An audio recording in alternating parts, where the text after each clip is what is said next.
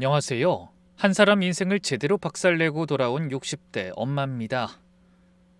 23세 시집 가서 시부모님 모시고 아이 낳아 키우고 남편이랑 작은 가게 하나 운영하면서 평생을 보냈죠. 그냥 가족들 건강하고 탈 없이 사는 게 제일 큰 바람이 됐어요. 요즘 세상에 시어머니가 무슨 힘이 있나요? 제가 시집살이 하던 시절이랑은 완전히 다른 세상이잖아요. 그래서 전 며느리한테 이래라 저래라 한 적도 없어요. 둘이 잘 살면 됐지 뭘 바라겠어요. 근데 지금 제가 사연을 쓰고 있네요. 이런 걸 쓸 줄은 정말 몰랐어요. 전 그냥 조용히 살다 가려고 했거든요. 손녀 얼굴 보고 아들 잘 사는 거 보고 그러다 눈 감으면 되는 줄 알았어요. 그게 제 인생의 전부인 줄 알았죠. 근데 손녀의 이야기가 모든 걸 바꿔놨어요. 5년 동안 숨겨져 있던 비밀의 문이 열렸고 그 문 뒤에는 제가 상상도 못한 것들이 있었죠. 지금부터 제가 하는 이야기 믿기 어려우실 수도 있어요. 저도 처음엔 못 믿었으니까요. 이 사연을 쓰는 건 며느리를 원망하려는 게 아니에요. 다만 진실이 어떻게 밝혀지는지를 여러분께도 알려드리고 싶어서니 끝까지 들어주세요. 저는 이 나이 먹도록 여유롭게 살아본 적은 없어요. 결혼해서도 남편이랑 둘이서 작은 슈퍼마켓 하나 운영했거든요. 새벽에 일어나서 물건 들이고 밤 늦게까지 가게 지키고 그렇게 벌어서 아들 하나 키웠어요. 힘들었죠. 근데 불행하진 않았어요. 가게 문 닫고 집에 오면 아들이 있었으니까요. 아들은 어릴 때부터 참 착했어요. 공부도 알아서 하고 사고 한 번 친 적도 없고요. 대학도 장학금 받아서 다녔으니까요. 졸업하고 대기업에 취직했을 때 내가 낳은 자식이 이렇게 잘 컸구나. 진짜 세상 다 가진 기분이었어요. 아들은 30 중반까지 일밖에 모르고 살았죠. 어느 날 늦은 저녁에 전화가 왔어요. 엄마, 나 소개팅으로 만난 여자가 있는데 집에 데려가도 돼? 엄마가 봐줬으면 좋겠어. 그렇게 처음 며느리를 만났어요. 첫인상은 말이 없고 조용한 아이였어요. 예쁘장하게 생겼는데 눈을 잘 안 마주치더라고요. 웃을 때도 어딘가 슬퍼 보이는 얼굴이었어요. 전 그게 마음에 걸렸어요.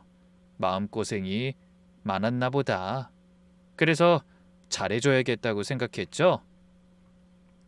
결혼 전에 사돈댁에 초대를 받아 간 적이 있어요. 작은 빌라에서 안사돈만 살더라고요. 바깥사돈은 일찍 돌아가셨다고 했어요. 근데 이 사돈도 며느리만큼이나 말이 없고 표정도 너무 어두웠어요. 집안 분위기가 전체적으로 가라앉아 있었달까요? 엄마하고 둘밖에 없어요. 보시다시피 그냥 이렇게 살아요. 며느리가 그렇게 말하더라고요. 딱한 아이구나. 아버지도 안 계시고 형제도 없고 결혼하면 따뜻하게 대해줘야겠다. 그렇게 생각했어요. 그래서 결혼 때 예단도 간단하게만 하고 절대 며느리에게 부담 주지 말라고 당부했어요. 남편도 그게 좋겠다 하더라고요. 그게 저의 진심이었거든요. 지금 생각하면 그때부터 이미 속고 있었던 것 같아요. 그게 실수의 시작이었는지도 모르겠네요. 결혼 준비가 한창일 때 아들이 저한테 따로 할 말이 있다고 하더라고요. 그날따라 아들 표정이 너무 심각해서 무슨 일인가 싶었죠. 엄마, 할 말 있는데 수연이 사실 초혼 아니래. 저는 순간 멈칫했어요. 대학 때 만난 사람하고 결혼했는데 1년도 안 돼서 교통사고로 죽었대. 그래서 좀 아픈 과거가 있어. 엄마한테 수연이가 직접 말하기 힘들어해서 내가 대신 하는 거야. 아들이 조심스럽게 말했어요. 그 이야기를 듣고 솔직히 충격보단 연민이 더 컸어요. 그래서 그렇게 슬픈 눈을 하고 있었구나. 웃을 때도 어딘가 그늘져 보이던 얼굴과 저랑 눈도 못 맞추던 게 이해가 됐어요. 어린 나이에 남편을 잃었으니 얼마나 힘들었겠어요. 알았어, 정우야. 네가 더 잘해줘라. 상처 많은 아이다. 저는 아들한테 그렇게 당부했어요. 그리고 며느리한테 절대 그 얘기를 꺼내지 않았어요. 뭐라고 해야 할지도 모르겠고 괜한 말이 더 상처가 될 것 같았거든요. 결혼식 날도 며느리 쪽 하객이 유독 적었어요. 신부 측 테이블이 반도 안 찼거든요. 저는 속으로 좀 당황했는데 며느리가 눈치챘는지 먼저 말하더라고요. 죄송해요. 제가 사람을 잘 안 만나서. 그 말에 더 안쓰러웠어요. 외동딸인데다 친구도 별로 없고 전 남편은 사고로 죽고 그동안 얼마나 외롭게 살았을까. 결혼식 끝나고 며느리를 붙잡고 말했어요. 넌 이제 우리 가족이야. 아픈 건 다 잊어버리고 행복하게 살자. 며느리가 그때 처음으로 웃었던 것 같아요. 눈가가 촉촉해지면서 고개를 끄덕였거든요. 전 그 모습에 마음이 놓였어요. 며느리가 우리 가족이 되면 행복해지겠구나 싶었죠. 결혼 후 1년간은 나름 평화로웠어요. 명절에도 오고 제 생일도 잘 챙겨주고요. 저도 더 조심했어요. 요즘 세상에 시어머니가 잘못 나서면 되나 싶어서요. 그래서 밥을 같이 먹더라도 밖에서 외식으로 하고 집에 말없이 찾아가거나 괜한 잔소리도 안 했어요. 며느리가 편하게 느끼길 바랬거든요. 근데 가끔 이상하다고 느낄 때가 있긴 했어요. 며느린 요리도 전혀 못하고 칼질도 불안불안했거든요. 그런데 어떤 날 집에 가보면 능숙하게 칼질을 잘하는 거예요. 그 모습을 보고 제가 놀라서 물었죠. 어머, 수연아, 너 그새 실력이 많이 늘었네? 칼질 잘하는데? 아, 네? 아니에요. 근데 그 다음에 집에 와서 보면 사과 하나도 제대로 못 깎는 거예요. 계란 후라이도 하나 못해서 프라이팬까지 데워 먹고요. 말하는 것도 그랬어요. 뭐 어떤 날은 눈도 한 번을 안 마주치고 대답도 짧고 빨리 보내려는 게 느껴질 정도로요. 그런데 어떤 날은 굉장히 다정했죠. 먼저 안부를 묻고 살갑게 웃으면서 얘기도 하고요. 며느리가 감정 기복이 심한 편이라고만 생각하고 넘겼어요. 사람이 매일 같은 기분일 순 없으니까요. 남편이 살아있을 때 한번 그런 적 있어요. 아, 여보, 애들 집 갈 때마다 수연이 좀 이상하지 않아? 뭐가? 아니, 볼 때마다 눈빛이 다른 것 같아. 어떤 날은 다른 사람 같기도 하고. 전 그때 남편한테 당신이 너무 예민한 것 같다고 했어요. 그냥 며느리 성격이 그런 거라고. 우리 집안에 적응하는 중이라고요. 지금 생각해보면 남편이 좀 더 오래 살아서 며느리를 계속 봤더라면 제가 빨리 눈치챘을 수도 있겠다 싶어요. 남편 떠나고 2년 만에 첫 번째 갈등이 있었어요. 남편 제사를 앞두고 있었거든요. 전 분명히 며느리한테 날짜를 알려줬어요. 만났을 때도 다시 한번 확인도 했어요. 무슨 음식 준비할지, 몇 시에 오면 되는지까지 상세하게요. 근데 제사 당일 며느리가 올 생각도 안 해서 연락했더니 그제야 나타나서 이러는 거예요. 네? 언제요? 전 그런 말 못 들었는데요. 저는 순간 귀를 의심했어요.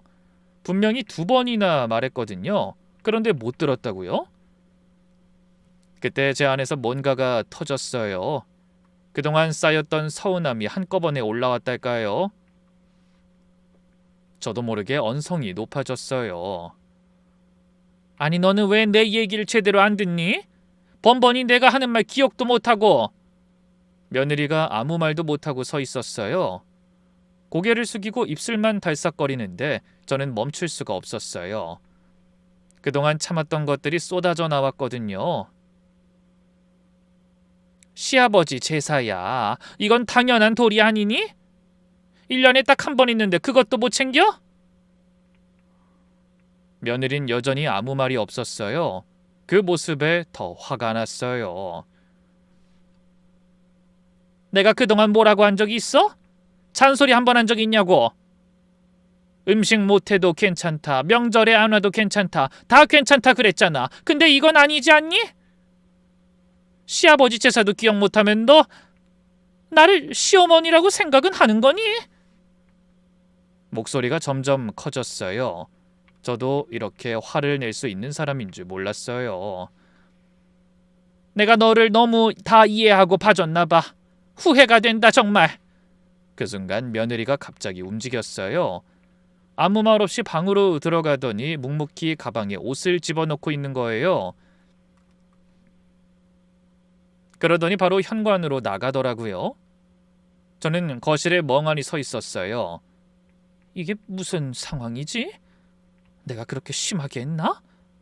그날 저녁 며느리한테 전화를 했어요. 2번까지도 안 받았죠. 3번째 전화하니까 아들이 받더라고요.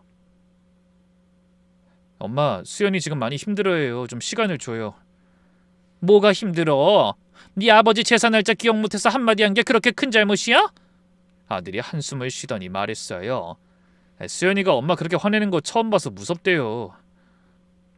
안 그래도 상처 많은 사람한테 좀 좋게 말하지. 수연이 지금 충격받아서 엄마 목소리 듣는 것도 힘들대요. 할 말을 잃었어요. 제가 충격을 줬다뇨? 제사 날짜 기억하라고 한 게 충격이에요? 그 뒤로 며느리한테 다시 연락했어요. 만나서 얘기하자고요. 그런데 며느린 컨디션이 안 좋다느니 핑계가 끝이 없었어요. 결국 포기했어요. 더 매달리면 제가 초라해질 것 같았거든요. 그 사건 이후 며느리하고는 완전 남남처럼 됐어요. 그렇다고 먼저 화해의 손을 내밀기엔 제 자존심도 허락하지 않았어요. 그때부터 저는 며느리한테 말을 아끼기 시작했어요. 괜히 뭐라 했다가 또 상처받았다, 무섭다, 얼굴도 못 보겠다 할까봐요. 눈치 보는 건 제 쪽이 됐어요. 그러다 얼마 뒤에 손녀가 태어났어요. 병원에서 연락받고 달려갔을 때 분만실에서 눈도 제대로 못 뜬 손녀를 처음 안았어요. 세상에 이렇게 작고 예쁜 게 있나 싶었어요. 저도 모르게 눈물이 나더라고요. 이 아이만큼은 내가 잘 챙겨야지. 좋은 할머니가 되어야지. 그렇게 다짐했죠. 근데 손녀가 태어난 후에도 며느리의 거리두기는 계속됐어요. 오히려 더 심해졌죠. 집에 가끔 들리는 횟수도 줄고 전화해도 바쁘다는 말만 하더라고요. 애 낳고 너무 힘들어서 그래요. 엄마가 이해해 주세요. 아들은 맨날 그 말뿐이었어요. 그래서 제가 도우러 가겠다고 했어요. 산후도우미 부르지 말고 제가 직접 가서 밥도 해주고 애 봐주고 그러겠다고요. 저도 산후조리 제대로 못해서 얼마나 고생했는지 잘 아니까요. 그런데 며느리가 완강히 거부했어요. 괜찮아요, 어머니. 친정엄마가 와 계셔서요. 그 말에 더 이상 할 말이 없었어요. 사돈이 와 있다니까 저는 빠져야죠. 근데 며느리의 그 한마디가 왜 그렇게 서운했을까요? 거절당한 기분에 그날 밤 혼자 펑펑 울었어요. 그 뒤로 손녀 돌잔치 때도 저는 손님 취급받는 느낌이었어요. 사돈이 마치 주인공처럼 행사를 주관하고 저는 구석에서 지켜보기만 했거든요. 품에 손녀 한 번을 안아보지도 못했어요. 그런데 아들한테 말해봤자 돌아오는 건 늘 똑같았어요. 시어머니보단 친정엄마가 편하잖아요. 엄마가 좀 이해해줘요. 손녀가 3살 되던 해부터는 아들 가족의 발길이 완전히 끊겼어요. 명절에도 핑계가 끊이지 않았어요. 애가 아파서, 급한 일이 있어서 제가 먼저 찾아가겠다고 해도 지금은 사돈이 있다면서 곤란하다는 말만 돌아왔어요. 손녀 얼굴 보기가 하늘의 별따기였죠. 그렇게 2년이 흘렀어요. 손녀 얼굴도 못 본 채로요. 가끔 아들이 보내주는 사진으로만 크는 손녀를 봤어요. 사진 속 손녀는 벌써 5살이었죠. 말도 다 하고 뛰어다니고 웃고, 근데 저는 그 아이의 목소리도 제대로 못 들어봤어요. 우리 하은이 품에 안고 잡았으면, 그게 유일한 소원이 됐어요. 그러던 어느 날 갑자기 며느리한테서 전화가 왔어요. 3년 만에 걸려온 전화였어요. 항상 아들을 통해서 전달하는 식으로 연락을 해왔거든요. 화면에 며느리라고 뜨는 걸 보고 심장이 덜컥 내려앉았어요. 무슨 일이지? 혹시 아들한테 무슨 일이라도 생겼나? 떨리는 손으로 전화를 받았어요. 저 어머니, 급한 일이 생겨서요. 하은이 좀 맡아주실 수 있으세요? 3일만요. 손녀를 맡아달라는 부탁에 복잡한 감정이 밀려왔어요. 그렇게 보고 싶다고 해도 별별 핑계를 대면서 피하더니 급하니까 연락이 오는구나. 근데 그땐 서운하고 그런 감정보다 더 큰 게 있었어요. 이 기회에 손녀와 함께 시간을 보낼 수 있다는 기쁨이었죠. 그래, 데려와라. 며칠 후 며느리가 손녀를 데리고 왔어요. 오랜만에 본 며느린 많이 야위어 있었어요.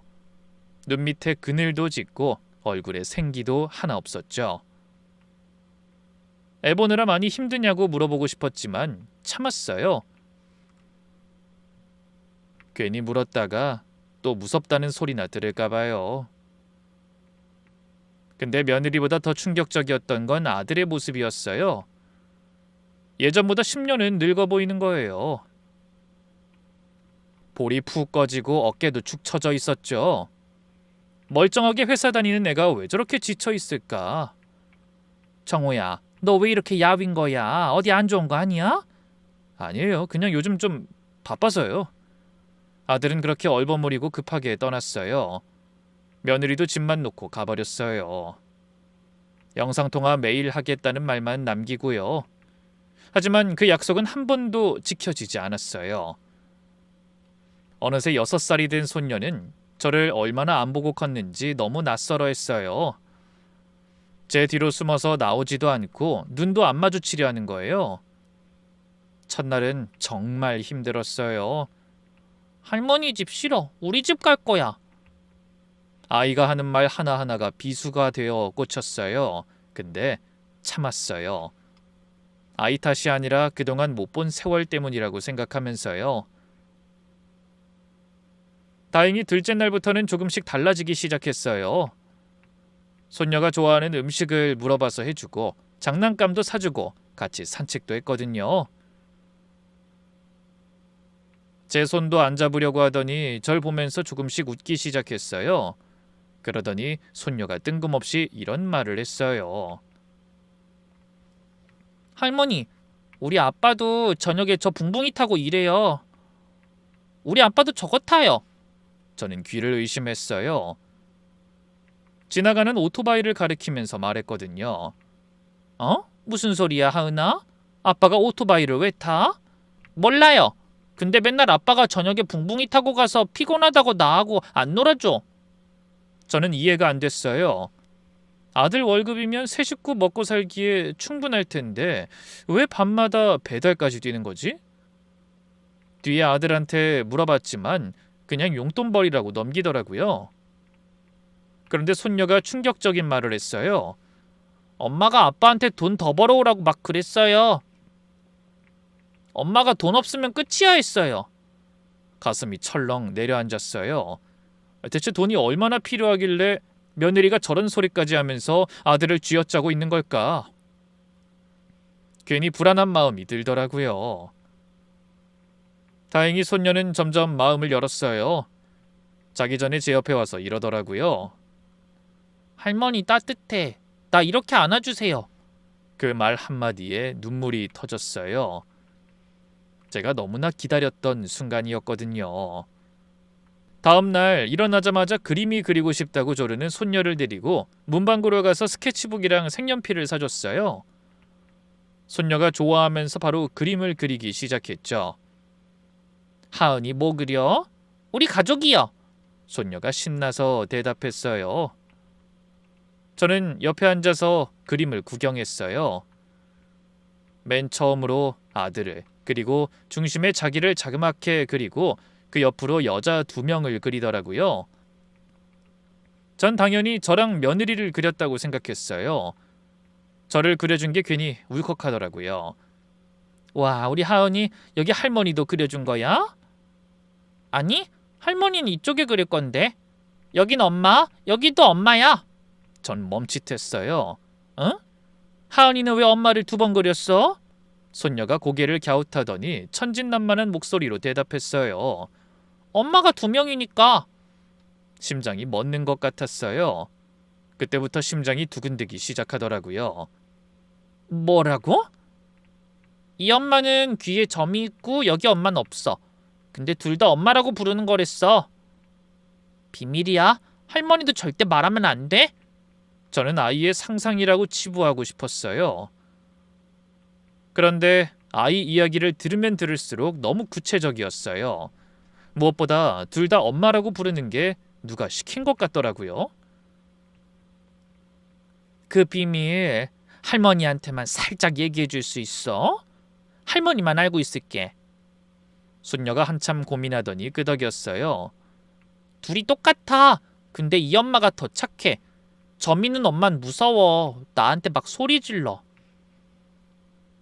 저는 그날 밤 잠을 설쳤어요. 둘이 똑같이 생겼다면 쌍둥이가 있는 건가? 들어본 적도 없는 이야기였어요. 결혼할 때 분명 외동딸이라고 했고 사돈과 둘이 살던 그 집까지도 제 눈으로 다 봤는데 근데 손녀가 왜 저런 말을 하는 걸까? 다음 날 아침 저는 손녀한테 조심스럽게 물었어요. 제 짐작이 맞는지 확인하고 싶었죠. 하은아, 할머니도 사실 그 비밀 알고 있었어. 이모는 언제 와? 그 말에 손녀가 갑자기 화들짝 놀라면서 소리쳤어요. 할머니, 이모라고 하면 혼나. 도깨비가 잡아가. 저는 온몸에 소름이 돋았어요. 아이가 이모라는 단어에 이렇게 강하게 반응하다니. 누가 저렇게 교육시킨 거지? 이건 절대 아이의 상상이 아니란 확신이 들었죠. 미안. 할머니가 잘못했어. 할머니가 깜빡했어. 손녀를 달래면서도 머릿속은 복잡하게 돌아갔어요. 그날 오후 손녀가 낮잠을 잘 때 전 거실에 앉아 손녀가 자는 방문을 바라봤어요. 새근새근 숨소리가 들렸죠. 한참은 안 일어나겠구나. 그러다 문득 이런 생각이 들었죠. 손녀 짐이라도 뒤져볼까? 자꾸 손녀가 한 말이 머릿속에 맴돌았거든요. 뭔가 단서가 될 만한 게 있진 않을까. 그리고 손녀를 맡기던 날 며느리가 급하게 짐을 싸서 온 게 보였거든요. 저는 조심스럽게 일어나서 손녀 가방을 가져왔어요. 현관 옆에 놓여있던 분홍색 가방에 지퍼를 열고 옷을 하나씩 꺼냈어요. 양말, 속옷, 잠옷, 별거 없었어요. 근데 가방 안쪽 주머니에서 뭔가 딱딱한 게 만져졌어요. 핸드폰이었죠. 처음엔 토끼 모양 스티커가 붙어 있어서 장난감인 줄 알았어요. 그런데 자세히 보니 핸드폰이 맞더라고요. 아무리 요즘 어린애들이 다 핸드폰 갖고 논다곤 하지만 이건 좀 이상했어요. 고작 6살짜리 애한테 핸드폰을 만들어줄 이유가 없잖아요. 그리고 왜 가방 깊숙이 숨겨져 있지? 그냥 넣어둔 게 아니라 일부러 감춘 것처럼 안쪽 주머니에 있었거든요. 분명히 뭔가 있다는 생각으로 핸드폰을 켰어요. 잠금은 안 돼 있었어요. 배경화면도 그냥 기본 사진이었어요. 앱도 별로 없고 거의 새 핸드폰 같았죠. 가장 먼저 메시지 앱을 눌렀어요. 그 안에 대화창이 딱 하나 있었어요. 이름도 저장 안 되어 있고 번호만 있었어요. 저는 심장이 쿵쿵 뛰는 걸 느끼면서 대화창을 눌렀어요. 나 요즘 살 좀 쪘어. 너하고 맞춰야 하는데. 얼마나? 2kg 정도? 오빠가 눈치챌 수도 있으니까 너도 좀 먹어. 다음 주 네 차례잖아. 순간 머리가 어지러웠어요. 남자도 아닌 것 같은데 대체 무슨 관계인가 싶어서요. 나 내일 면회 갔다가 집 알아보러 갈 거니까 그동안 네가 오빠 옆에 가 있어. 알았어. 또 기억할 거 있어? 어제 내가 저녁에 갈비찜 해주겠다고 했거든. 그거 잊어버리지 말고. 갈비찜? 또 다른 거는? 아, 그 오빠 친구 결혼식 있대. 축의금 얼마일까 물어보면 30만 원이라고 해. 겨우 손에 힘을 주고 다시 스크롤을 올렸어요. 이전에 나눈 대화들이 있었어요. 오빠 면회 다녀왔는데 많이 야위었더라. 3개월만 버티라고. 준비 다 해놓으래. 제발 빨리 끝났으면 좋겠다. 근데 걔는 어떡하려고? 누구? 남편? 그건 대충 정리하면 돼. 조금만 참아. 그 돈만 찾고 셋이 나가는 거야. 전 다른 말보다도 대충 정리하겠다는 그 말이 가슴에 박혔어요. 7년씩이나 같이 살고 아이까지 낳아놓고 정리한다고? 우리 아들이 무슨 짐이라도 돼요? 저는 핸드폰을 꽉 쥐었어요. 손가락이 하얘질 만큼요. 그러니까 이게 다 계획이었던 거예요. 처음부터 아들은 그냥 이용당한 거예요. 돈 뽑아먹고 버릴 사람이었던 거죠. 갑자기 아들이 배달 일까지 시작한 이유가 이거였어요. 며느리가 계속 어딘가로 돈을 빼돌렸으니 쪼들릴 수밖에요. 그게 교도소에 있는 그 남자랑 도망갈 자금이었던 거죠. 저는 숨을 크게 들이쉬었어요. 일단 손녀가 일어나기 전에 정리해야 했어요. 핸드폰의 대화 내용을 제 핸드폰으로 사진 찍어서 보내뒀죠. 손이 너무 떨려서 몇 번이나 다시 찍어야 할 정도였어요. 다 찍은 후에 핸드폰을 원래 자리에 돌려놨어요. 가방 안쪽 주머니에 발견하기 전과 똑같이요. 지퍼를 닫고 가방을 현관 옆에 도로 갖다 놨어요. 그리고 소파에 앉았어요. 아직 아무것도 모르고 자는 손녀의 숨소리가 들렸죠. 평화로운 숨소리. 저는 천장을 바라봤어요. 그동안 대체 무슨 일이 있었던 거지? 아들은 뭘 알고 있을까? 둔한 아들은 아무것도 모르고 아내가 바뀌어도 모르고 산 거잖아요. 그 생각을 하니까 소름이 돋았어요. 그때부터 과거의 순간들이 머릿속에서 떠오르기 시작했어요. 어떤 날은 요리를 잘하고 어떤 날은 못했던 이유, 말투와 분위기가 가끔 다르던 이유, 내가 분명히 한 말을 기억 못하던 이유, 전부 다 설명이 됐어요.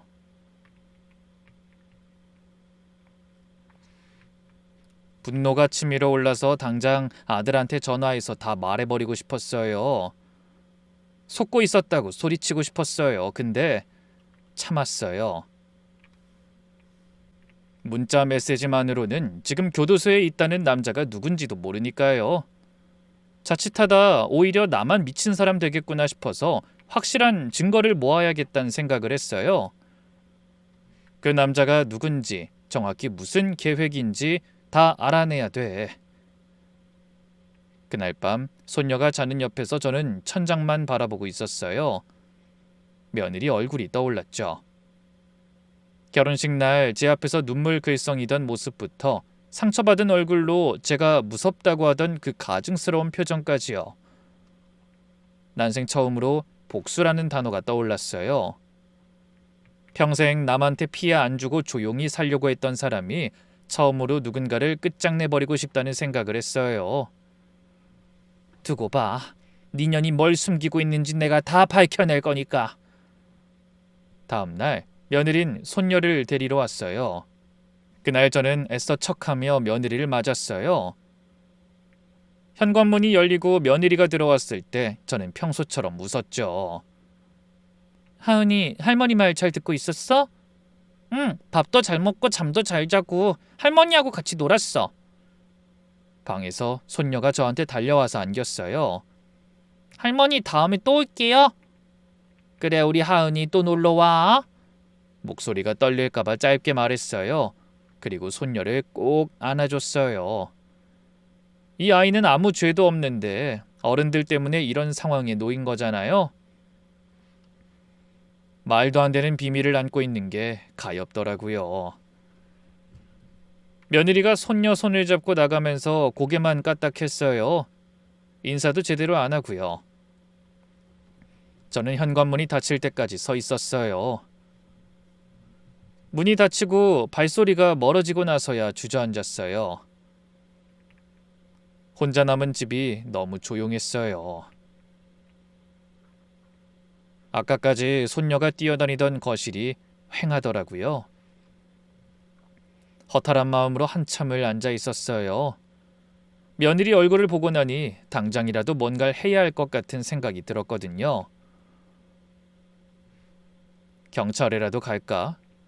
가서 쌍둥이 동생하고 짜고 우리 아들을 속인다고 하면 믿어줄까? 순간 그때 떠오른 사람들이 있었어요. 바로 40년도 넘은 제 오랜 친구들이요. 곧장 핸드폰으로 단체 메시지를 보냈어요. 급히 할 얘기가 있는데 내일 우리 집으로 좀 올 수 있어? 얼마 안 돼서 바로 답장이 왔어요. 무슨 일이야? 갈게. 나도. 알았어. 몇 시? 다음 날 오후 새 친구가 우리 집에 모였어요. 순자는 전직 초등학교 교사예요. 30년 넘게 아이들 가르치다가 은퇴해서 아이들 심리를 누구보다 잘 알죠. 그리고 말숙이는 전직 은행원이라 숫자랑 돈 문제에 밝아요. 금융 쪽 일이라면 뭐든 물어볼 수 있는 친구죠. 영희는 전직 법원 서기라서 법적인 것들, 서류 떼는 거 이런 건 이 친구가 제일 잘 알아요. 우리 넷은 제가 이어준 인연으로 같이 알고 지냈어요. 젊었을 때부터 애 키우면서 같이 울고 웃고 남편들 뒷담화도 하고 서로 힘들 때 손잡아주고 믿을 수 있는 사람들이에요. 저는 친구들 앞에 제가 본 것들을 처음부터 끝까지 다 얘기했어요. 제 얘기를 다 듣고도 친구들은 처음에 믿지 못하는 표정이었어요.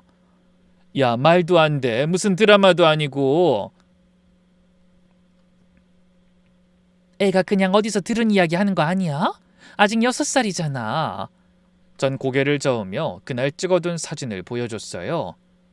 친구들이 사진첩을 몇 번이고 다시 넘겨보더니 표정이 점점 굳어졌어요. 진짜네? 갈비찜 해주겠다고 한 건 잊지 말라는 건 둘이 완전히 역할 분담하는 거잖아. 대화 내용을 넘겨보던 말숙이가 눈을 크게 뜨고 물었어요. 근데 오빠가 누구야? 면회 간다고 한 것 보니까 교도소에 있는 거야? 저도 그렇게 생각하고 있었어요. 그때 골똘히 생각에 잠겨있던 영희가 말했어요. 이건 우리끼리 이럴 게 아니야. 내가 잘 아는 흥신소 있어. 예전에 법원에서 일할 때 알게 된 데인데 믿을만해. 네 며느리 과거, 가족관계 다 조회할 수 있을 거야. 다행히 남편이 남긴 돈이 있었어요. 아끼고 아끼던 돈이었지만 이번엔 써야 할 것 같았어요. 알았어. 그럼 네가 연락 좀 해줘. 자세히 좀 알아봐 달라고. 친구들이 서로 눈을 마주봤어요. 그리고 말숙이가 말했어요. 금융 쪽은 내가 알아볼게. 혹시 정호 계좌에서 이상한 돈 빠져나간 건 없는지. 정호가 배달까지 뛴다며. 월급이 꽤 될 텐데 그 돈이 어디 갔는지 그것도 봐야겠네. 저는 친구들 손을 잡았어요. 제 손을 꽉 잡아주는데 눈물이 날 것 같았어요. 고마워. 정말 고마워. 나 혼자선 도저히 못하겠더라고. 말숙이가 제 손을 꽉 쥐었어요. 야, 뭐가 걱정이야. 옆에 우리가 있는데. 끝까지 같이 가서 끝장을 내고 오자. 일주일 후 영희한테서 연락이 왔어요.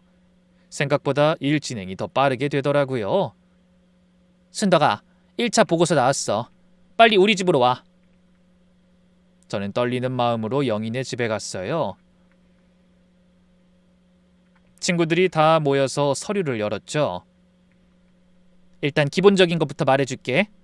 영희의 설명에 저는 숨을 죽이고 들었어요.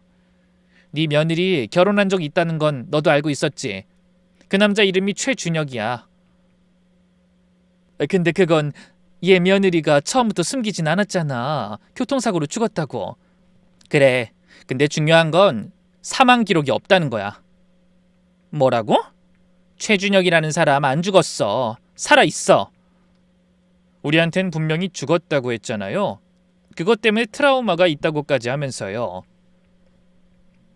그럼 그 사람 지금 어디 있어? 영희가 다음 서류를 꺼냈는데 신문기사 캡처였어요. 제목이 눈에 들어왔어요.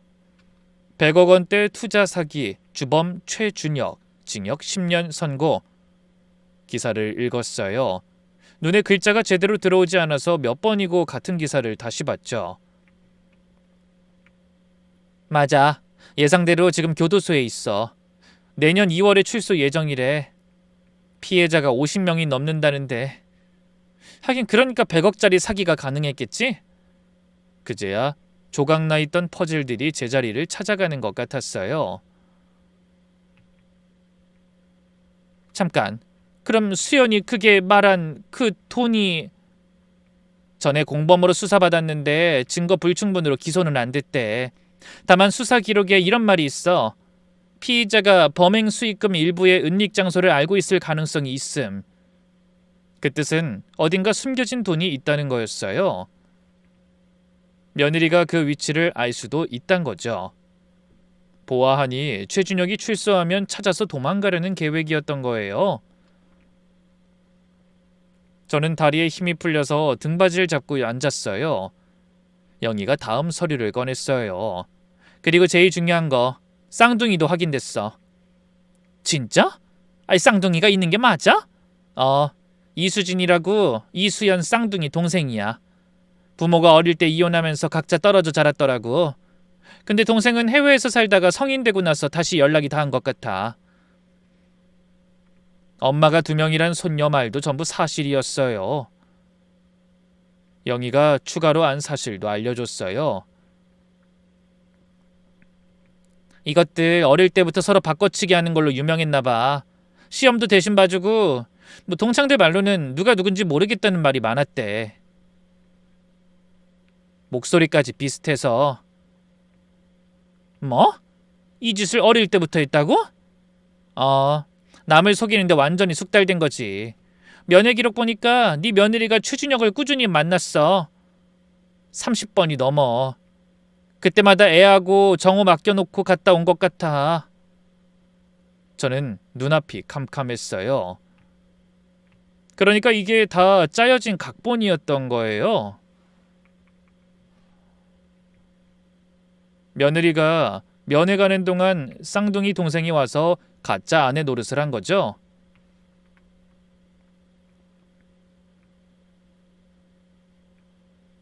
아들은 아무것도 모르고요. 그것도 7년 동안 이어져 왔다는 게 소름이 끼쳤어요. 말숙이가 조심스럽게 말했어요. 순덕아, 그리고 금융 쪽도 확인해 봤는데 정호 계좌에서 5년간 3억 5천만 원이 빠져나갔어. 뭐라고? 명목은 생활비, 교육비, 보험료. 근데 실제로는 정체불명 계좌로 이체된 게 많아. 3억 5천만 원. 아들이 밤마다 배달 뛰면서 번 돈.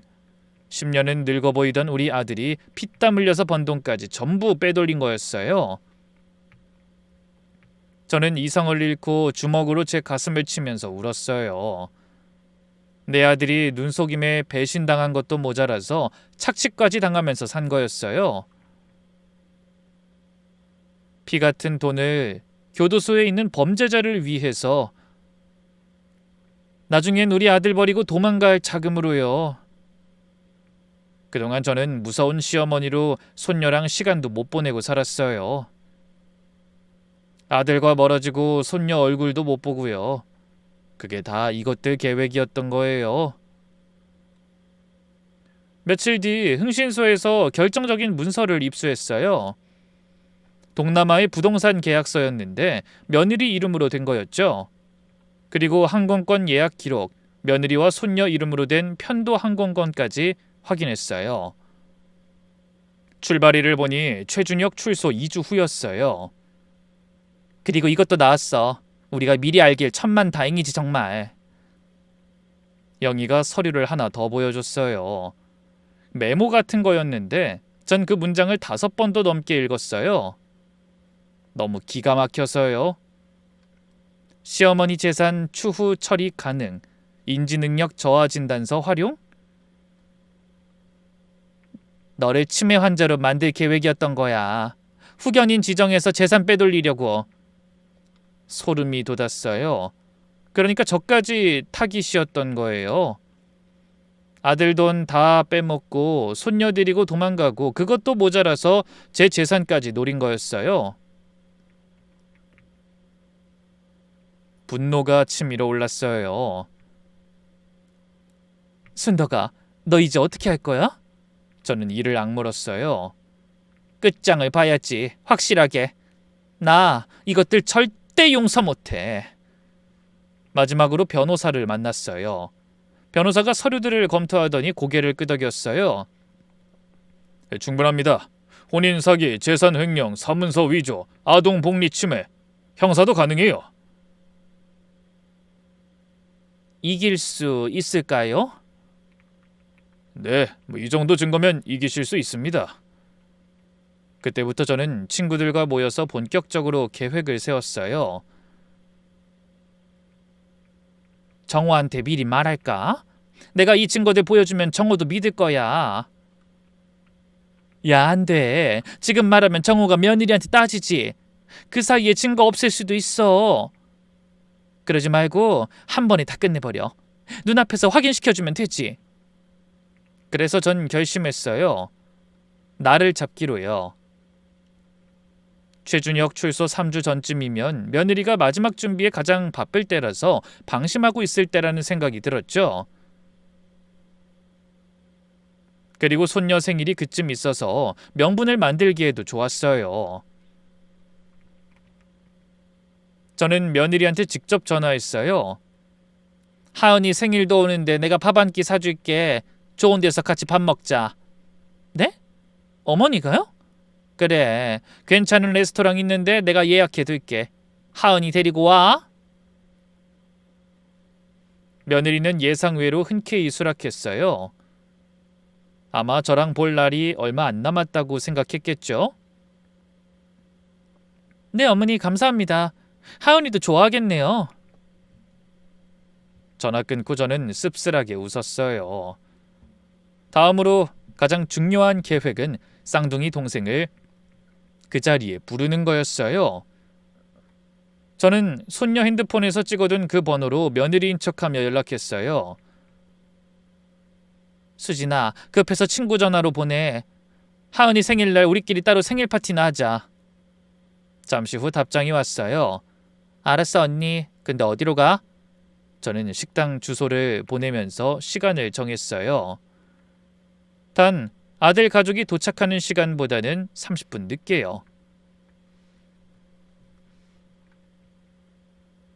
그래야 제가 계획한 모든 것이 순조롭게 진행될 것 같았거든요. 6시 반까지 와. 내가 하은이랑 먼저 가 있을 테니까 천천히 와. 아무 의심 없이 미끼를 딱 물더라고요. 그렇게 모든 준비가 끝났어요. 증거 서류도 2세트를 준비했어요.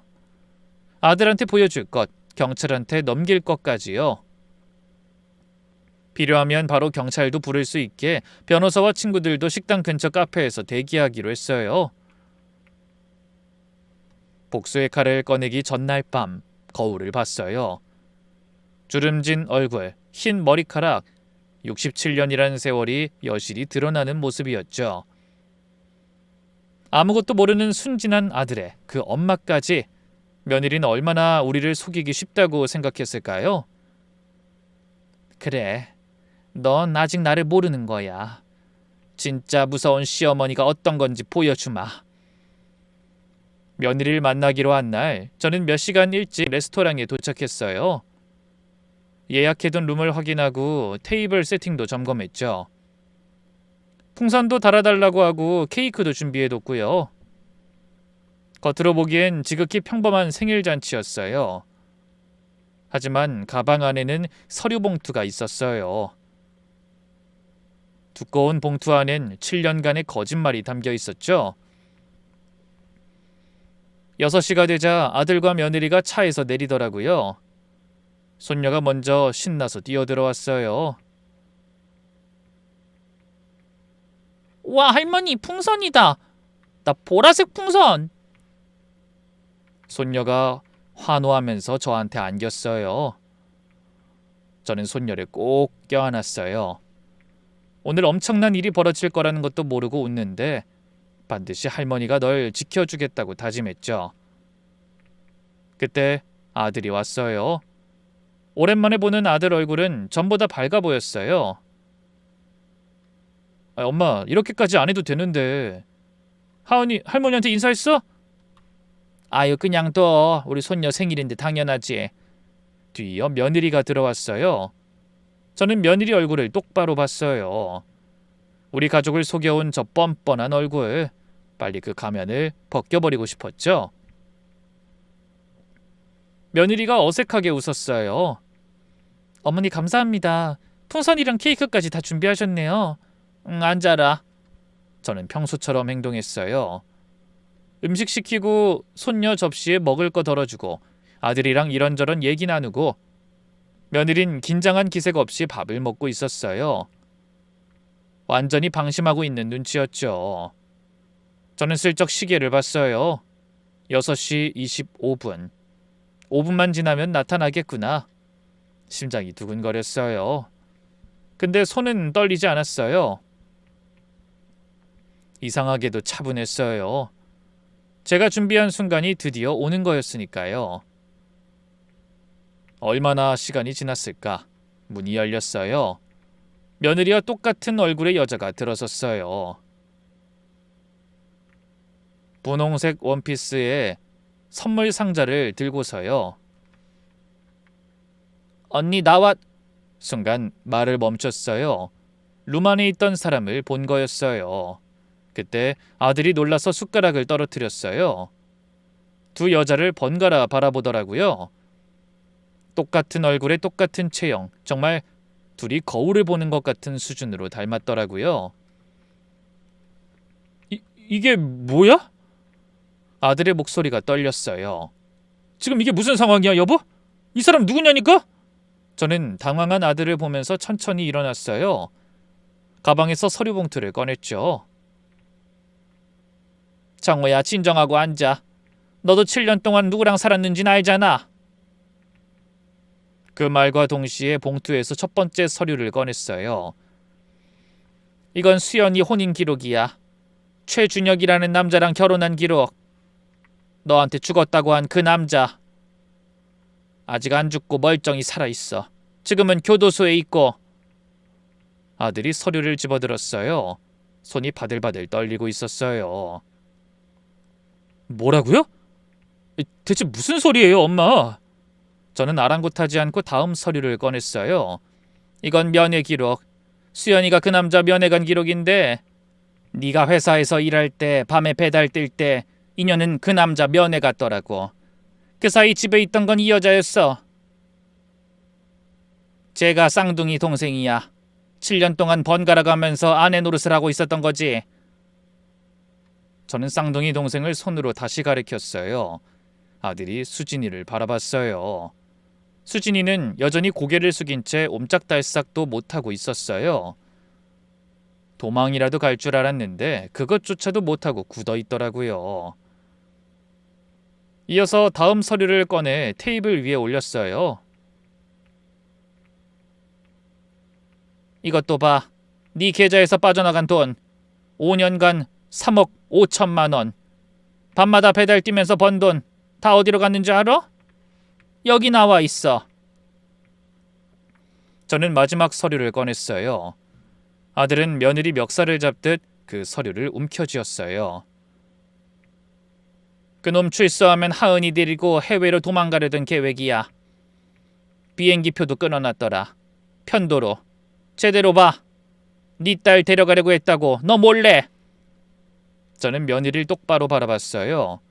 며느리는 하얗게 질린 얼굴로 서 있었어요. 당신 설마 믿는 거 아니지? 다 조작이야. 어머니 우리 갈라놓으려고 저러시는 거야. 며느리가 억울하다는 듯 소리쳤어요. 조작이라고? 그래. 저는 핸드폰을 꺼냈어요. 손녀 핸드폰에서 찍어둔 사진을 꺼내들었죠. 야, 그럼 이것도 조작이냐? 내일 면회 갔다가 집 알아보러 가야 해. 그동안 네가 오빠 옆에 가 있어. 이 문자는 누가 보냈어? 나 살쪘어. 맞춰야 하는데. 그럼 나도 좀 먹어야겠다. 다음 주 내 차례잖아. 이것도 조작이냐고? 저는 며느리 앞으로 성큼 다가갔어요. 언제까지 우릴 속일 생각인지 똑똑히 보려고요. 너희들 몸무게까지 맞추면서 속이고 있던 거 다 알아. 네 가면 더 벗겨주리? 며느리가 뒤로 물러섰어요. 도망칠 곳을 찾는 것 같았어요. 그게 사정이 있었어. 사정? 무슨 사정? 내 아들 빚 빨아먹고 애 데리고 도망가는 게 사정이야? 저는 목소리를 높였어요. 며느리는 저를 피해서 아들에게 달려갔어요. 여보, 내 말부터 들어봐. 오해야. 내가 다 설명할 수 있어. 아들이 뒤로 물러서더니 며느리의 손을 피했어요. 나 건드리지 마. 내 몸에 손대지 말라고. 아들의 목소리가 싸늘했어요. 며느리도 그 목소리에 멈칫하더라고요. 7년이야. 나랑 사는 동안 매일 얼굴 보면서 거짓말한 거야? 사랑한다고 하면서? 그게 다 네 동생하고 짜고 치는 놀이였냐고? 대체 너 누구야? 너 누구냐고? 아니야, 나 진짜 당신 사랑했어. 그건 진심이야. 제발 믿어줘. 그리고 잠깐이었어. 당신한테 사랑한다고 말하고 그런 이야긴 나밖에 한 적 없다고. 아들이 고개를 저었어요. 며느리한테 치가 떨린다는 듯 뒤로 물러서면서요. 사랑? 넌 사랑하는 사람한테 배달일 하라고 등 떠밀더니 그 돈까지 빼돌려? 아니야, 그건... 그때 아무 말도 못하고 있던 수진이가 갑자기 입을 열었어요. 언니, 나 더는 못하겠어. 그냥 다 말할래. 맥 빠진 수진이의 목소리를 듣더니 며느리가 차갑게 노려봤어요. 닥쳐! 너 여기서 아무 말도 하지 마. 아니, 난 이제 못 참아. 나도 피해자라고. 그러더니 갑자기 수진이가 우리 앞에 무릎을 꿇었어요. 언니가 협박한 거예요. 안 도와주면 죽여버린다고 했어요. 저도 어쩔 수 없었어요. 교도소 간 그 형부랑 둘이서 저 가만히 안 둔다고 협박해서 시키는 대로 한 거예요. 아들이 믿을 수 없다는 표정으로 쳐다봤어요. 일부러 맞췄어요. 머리 스타일, 화장, 몸무게까지. 향수도 같은 거 쓰고 심지어 말투도 연습했어요. 다 언니가 그렇게 하라고 해서 한 거예요. 며느리가 수진이에게 달려들었어요. 야! 인연이 미쳤어? 그동안 내 돈을 그렇게 받아쳐먹다니! 언제? 언제 돈을 줬는데? 그 인간 교도소에서 나오면 준다면서! 두 쌍둥이가 서로를 밀치며 싸웠어요. 숨겨뒀던 것들이 터져나오기 시작했죠. 너 돈 없어서 갈 데 없으니까 빌붙으려고 나 찾아온 거잖아! 언니가 그랬잖아. 도와주면 돈 준다고. 그래놓고 안 한다니까 맨날 협박하고. 두 사람 이야기를 듣다 귀를 막던 아들이 식탁을 내리쳤어요. 그만해, 그만하라고! 아들의 고함에 두 사람이 일제히 행동을 멈췄어요. 싸늘할 정도로 조용해졌어요. 아들은 며느리를 바라봤어요. 눈에는 눈물이 고여 있었죠. 난 당신 믿었어. 진짜 믿었어. 당신이 힘들어하면 내가 더 벌면 된다고 생각했어. 밤에 배달 뛰면서도 불평 한마디 안 했다고. 당신이랑 우리 애만 편하면 된다고. 하은이 잘 크면 된다고 생각했어. 근데 이거였어? 다른 남자한테 갈 돈 모아서 도망칠 준비였어? 며느리가 무릎을 꿇었어요. 두 손을 싹싹 빌면서 아들 다리를 잡고 매달렸죠. 정호씨, 제발 한 번만 기회를 줘. 나도 협박 때문에 정말 어쩔 수 없었던 거야. 아들이 고개를 저었어요. 끝났어. 전 그때 핸드폰을 꺼내들어 전화를 걸었어요. 아들도 결정을 내린 것 같았거든요. 네, 지금 오시면 됩니다. 아들에게 애원하고 있던 며느리가 저를 올려다봤어요. 지금 뭐 하는 거예요? 경찰 불렀어. 왜? 경찰? 왜요? 제가 뭘 잘못했다고? 저도 피해자라니까요. 저는 며느리 앞으로 다가갔어요. 새파랗게 질린 그 뻔뻔한 얼굴을 뚫어지게 봤죠. 최준혁이 숨긴 돈 위치 너 알지? 공범으로 재수사 들어갔어. 아, 그리고 출국 금지도 떨어졌어. 괜히 어디 도망갈 생각 같은 건 하지 말라고. 그리고 너 내 아들 빼앗고 손녀 빼앗고 날 괴물로 만들어 놓고 나중에 내 재산까지 다 빼먹으려고 했더라? 저는 며느리의 눈을 똑바로 바라봤어요. 오늘 진짜 무서운 게 뭔지 보여줄게. 네 인생도 끝이야. 문이 열리는 순간 경찰 2명이 들어왔어요. 최준혁 사건 관련해서 동행 좀 하셔야겠습니다. 자금 은닉 방조 및 횡령 혐의입니다. 며느리가 굳었어요. 경찰을 보는 눈이 공포로 가득 찼더라고요. 아니에요. 전 몰라요. 그 사람이 뭘 했는지 전 진짜 몰랐어요. 경찰이 다가가자 며느리가 발버둥을 치더라고요. 안 가. 난 아무것도 안 했다고요. 그 사람이 시킨 대로 했을 뿐이라고요. 그 순간 전 웃음이 나왔어요. 버둥대는 그 꼴이 정말 우습고 하찮게 보였거든요. 뭐? 웃겨요? 웃기지 그럼. 지금 네 꼴을 봐. 안 웃게 생겼나? 뭐 그 남자가 다 했다고? 시킨 대로 했을 뿐이라고? 내 아들 피 빨아먹은 건 누가 시켰어? 쌍둥이 동생 데려다가 속인 건 그것도 그 남자가 시킨 거야? 넌 범죄자하고 살겠다고 돈까지 갖다 바쳤잖아. 그것도 다 시켜서 한 거야? 며느리 눈에 도끼가 서려 있었어요. 하지만 저는 더 이상 무섭지 않았어요. 너 나 만만하게 봤지? 우리 정호도 우습게 봤잖아. 순에서 시키는 대로 다 하니까 돈 더 벌어오라면 배달이라도 뛰는 바보니까. 며느리의 눈이 흔들렸어요. 저는 며느리 귀에 대고 말했어요. 한 글자씩 또박또박. 그 바보 같은 아들 내 새끼야. 건드리면 안 됐어. 멍청한 게 하려면 제대로 나던가. 며느리의 얼굴이 일그러졌어요. 닥쳐요. 당신이 뭔데? 뭐긴 뭐야. 네 인생 박살낸 사람이지. 한심한 할망구가 네 인생 끝냈네. 며느리가 저한테 달려들려고 하는 걸 경찰이 막았어요. 근데 설마 너 범죄자 말을 믿은 건 아니지? 숨겨둔 돈 찾으면 너랑 행복하게 살 줄 알았어? 그 돈 경찰이 다 압수했어. 위치도 다 알아냈거든. 네가 꿈꿨던 미래 없어. 너한테 남은 건 아무것도 없다고. 아, 빨간 줄은 평생 안 지워지고 남겠네.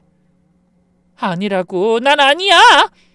며느리가 끌려가면서 마지막으로 저를 봤어요. 전 며느리 등 뒤에 대고 말했어요. 아, 이제 면회 다닐 필요도 없겠다. 그놈이랑 같은 데 사니까. 잘됐다. 며느리의 어깨가 떨렸어요. 문이 닫히고 며느리 모습도 사라졌어요. 저는 가슴이 뻥 뚫리는 것 같았어요. 내 새끼 건드린 년 인생 내 손으로 박살냈으니까요. 며느리가 끌려간 후 아들과 저는 식당에서 한참을 멍하니 있었어요. 손녀는 직원들이 밖에서 잠시 봐주다가 잠들었고요. 한참 후에 아들이 입을 열었어요. 엄마, 미안해요. 뭐가? 다요. 저런 여자 말만 듣고 엄마 피하고 그동안 연락도 제대로 안 하고 그게 다 계획인지도 모르고 항상 엄마한테만 뭐라고 했잖아요. 나 진짜 한심한 놈이에요. 아들의 눈에서 눈물이 흘러내렸어요. 네 잘못 아니야. 우리 다 속은 거잖아. 저런 짓을 누가 할 줄 알았겠어? 그래도... 뭐가 그래도야. 괜찮아. 넌 내 아들이야. 그거면 됐어. 아들이 고개를 떨궜어요. 어깨가 떨렸어요. 40대 남자가 어린애처럼 울더라고요.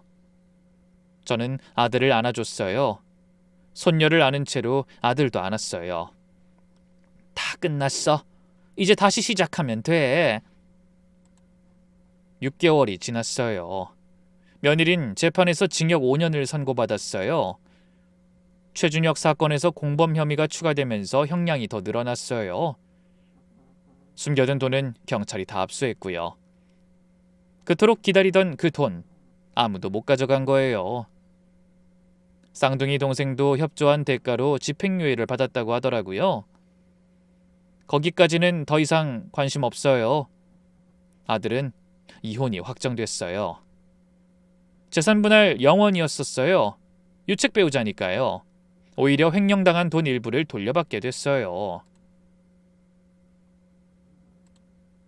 전부는 아니지만 그래도 다행이죠. 요즘 아들은 심리상담을 받고 있어요. 7년간 속고 산 트라우마가 쉽게 낫진 않겠죠? 그래도 조금씩 나아지고 있어요. 살도 좀 붙었고요. 밤에 배달일만 안 해도 삶의 질이 달라지는 것 같대요. 이혼하고부터는 매주 와서 밀린 효도를 하듯이 제 옆에서 지내고 있어요. 장도 봐주고 청소도 해주고 같이 밥도 먹고요.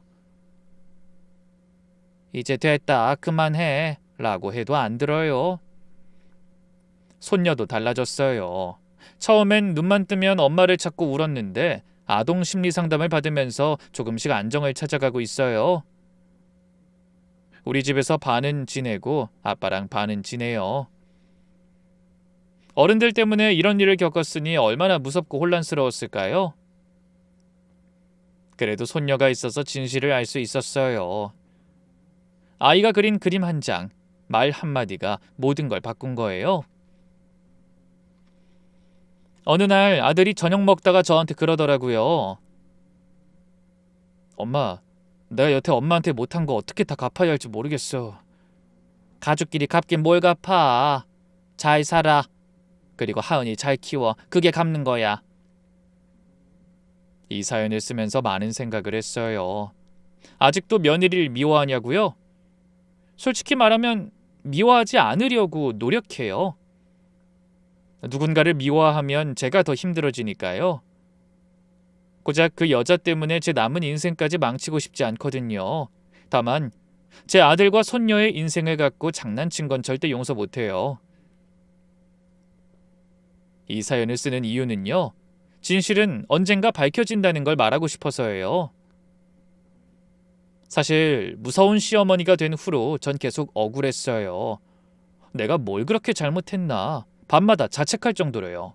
근데 결국에 모든 진실은 밝혀졌잖아요. 여러분도 저처럼 억울하고 힘든 일이 있더라도 언젠간 밝혀진다는 것. 절대로 끝까지 감출 수 있는 비밀은 없다는 사실을 제 이야기를 통해서 꼭 알아주셨으면 합니다. 손녀가 밖에서 또 저를 찾네요. 그럼 제 이야기는 여기서 마칠게요.